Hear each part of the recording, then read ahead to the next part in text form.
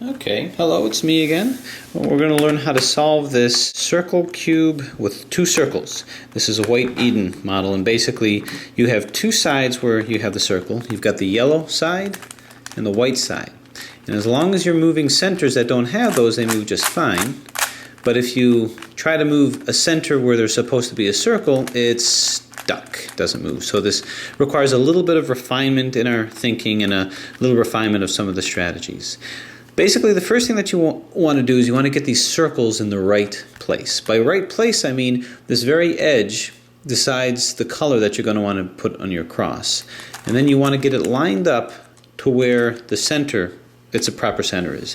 It can either be at the proper center with the proper color or the center that's directly opposite. So this green can be above the green or the purple, the red can be above a red or an orange, and vice versa. So what I'll do first is just start looking to see what kind of configuration these are in by putting the circle areas around the particular colored circle. So I see that when I look at this, this is in the right place because it's right above a color that's directly opposite to it. This is in the wrong place because it's not by a purple or a green. This is in the wrong place also because it's not by a red or an orange, and this is in the right place. So my first duty, order of business, is to get these flipped to where they need to be. The way that I'm going to do that is I'm going to have a wrong piece directly next to a right piece because I'm going to turn it, put it in the right place, flip this over and turn it back, thus retaining these shapes, these configurations. So this needs to be, if this is in the wrong place, it needs to be next to some place that's in the right place. And then just below that and opposite that is going to be one that's also in the wrong place because you're going to be flipping these two. Obviously this isn't it because this is in the right place. So I'm going to find another one that's in the wrong place. Not this one. Not this one. Well, actually, we were right next to one that was in the wrong place, I think, which is right here. So I'm going to need to get this one down to here. There's no real it's mostly just strategy, just kind of intuitive. Move this into a position here. All right. So I'm going to want to get this opposite here. So I'm just going to move this down, this up, this down, and that's kind of where I want it. So wrong place, next to a right place, just above a wrong place, so I can flip those. Then it's a matter of filling this side so I can make the circle here so that I can make it spin. So let me find another center here, and another center here.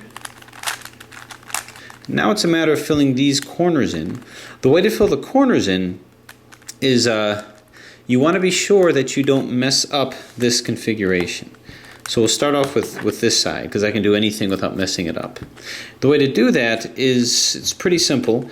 I can either move this one into place or this one into place, or if I could approach it from this angle. And the way to do that is move it into configuration. So if it's on the left side, then I guess you're going to go L, then UI, LI, U. And you can keep doing that to get any of these in place. So L, UI, LI, U, and so it doesn't matter as long as it's in configuration here and this is still in the right place. So you can do the same thing if this weren't filled in, same kind of thing if you want to do it from this angle. If you wanted to fill it in on the R side, the right side, then it's just the opposite. So then you're going to go R, I, U, R, UI. So that flipped it out. We'll just bring it back.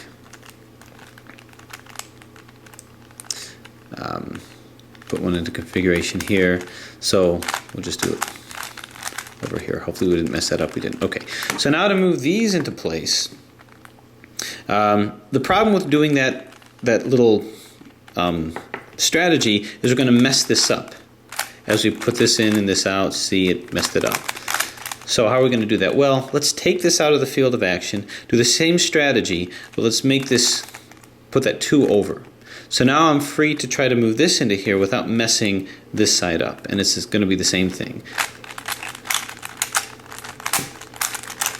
That puts it here without messing these two, and then I just put it back. Now you see that this one got messed up, but that's okay. I've got a lot more freedom to work on this side here. So without being cognizant of this, I'm just going to fill these back in here. So this is okay. Fill the side in here. I can do it with this one here. So same kind of thing. All right. So this brings this into configuration.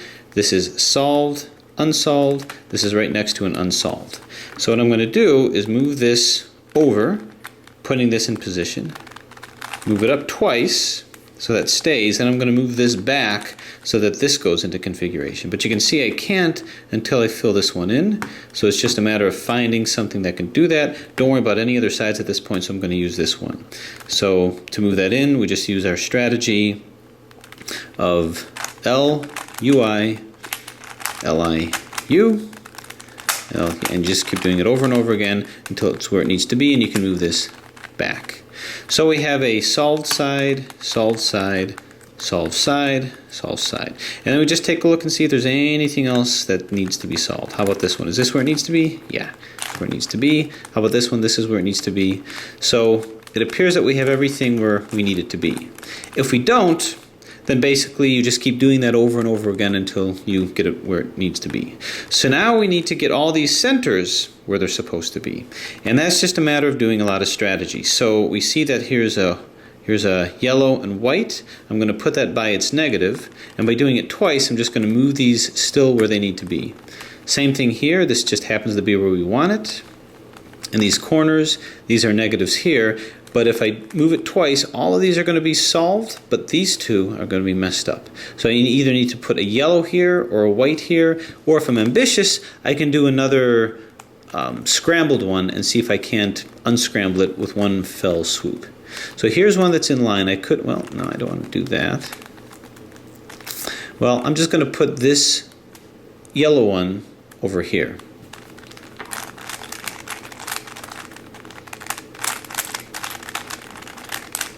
So if I do this enough times, it'll put that where it needs to be. So I'll just move this twice.